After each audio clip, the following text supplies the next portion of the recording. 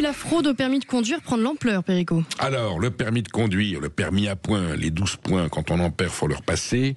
Et puis, il faut passer son permis de conduire parce que aujourd'hui, c'est important.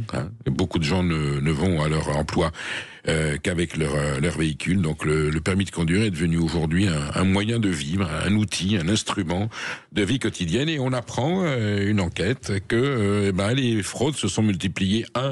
Pour l'obtention du permis de conduire, il y a 7000 examens qui ont été annulés par les pouvoirs publics et 83 centres censés être des centres où on passe au permis de conduire qui ont été fermés par les services publics parce qu'ils étaient frauduleux. C'est stupéfiant là aussi. Alors il y a un trafic. Ensuite vous avez le trafic quand on passe son code. Alors on peut le vendre sur certains sites qui ont été fermés. Alors le code c'est 250 € pour l'avoir sans examen et le permis de conduire vous pouvez l'avoir pour 1200 €.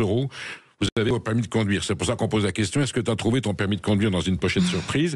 Évidemment, qu'est-ce qui s'est passé? En 2016, le gouvernement de monsieur François Hollande a décidé, c'était Manuel Valls, je crois, qui était Premier ministre, qu'on allait privatiser les examens de permis de conduire, les centres de récupération de points, et puis on n'a pas mis en place les systèmes de contrôle, parce que l'État privatise, d'accord, mais à condition qu'il y ait en contrepartie une garantie administrative avec la DGCCRF et d'autres. On s'assure que ce qui a été délégué à des intérêts privés qui sont là pour faire du bénéfice, c'est leur but, on a quand même un garde-fou de l'État qui est là pour s'assurer que tout se passe de façon régulière. Non, il n'y a pas de garde-fou. Du coup, qu'est-ce qui se passe?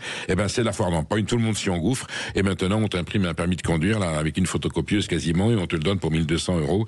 Alors ça enrichit les salauds. Il y a des gens qui ont des permis de conduire qui n'ont pas passé le permis, et évidemment on a une situation routière. Je rappelle qu'il y a encore eu 3400 1000 morts. Donc voilà, donc la mafia du permis de conduire, les fraudes, espérons là aussi.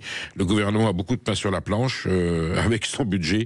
Je pense qu'il est urgent aujourd'hui que le ministre de l'Intérieur, que M. Nunez, qui a été préfet de police, qui connaît bien cette situation, demande aux législateurs et à son gouvernement de prendre les mesures nécessaires pour que cette fraude cesse, parce que c'est un danger public.